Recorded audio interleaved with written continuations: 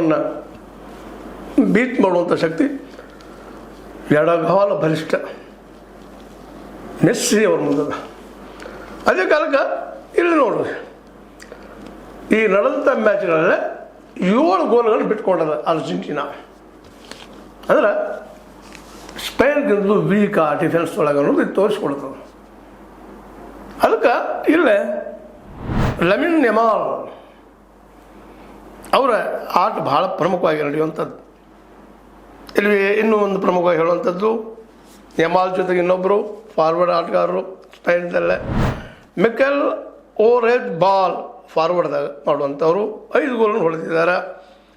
ಮುಂದೆ ಅದೇ ಮಧ್ಯ ಫೀಲ್ಡರ್, ಮಿಡ್ ಫೀಲ್ಡರ್ ಅಂತ ಕರಿತೀವಿ, ಮಿಕಲ್ ಮೆರಿನೋ 2 ಗೋಲ್ ಹೊಡೆದಿದ್ದಾರೆ. ಪೆಡ್ರೋ ಪೊರೋ ಡಿಫೆಂಡರ್, ಅವರು 2 ಗೋಲ್ ಹೊಡೆದಿದ್ದಾರೆ.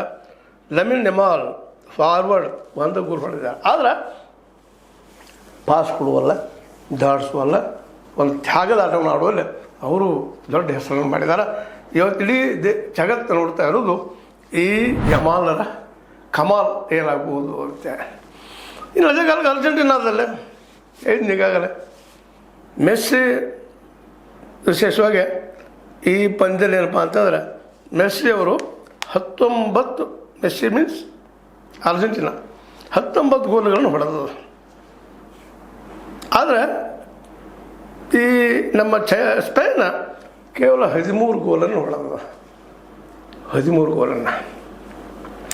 ಹೀಗಾಗಿ ಫಾರ್ವರ್ಡ್ದಲ್ಲಿ ಮುನ್ನುಗ್ಗುವಲ್ಲ ಬಲಿಷ್ಠ ಈ ನಮ್ಮ ಅರ್ಜೆಂಟೀನಾ ಅದ ಅನ್ನುವಂಥದ್ದು. ಇವರಿಬ್ಬರ ಮಧ್ಯೆಲ್ಲ ಯಾವ ರಿಸಲ್ಟ್ ಬರ್ಬೋದು ಅಂತ.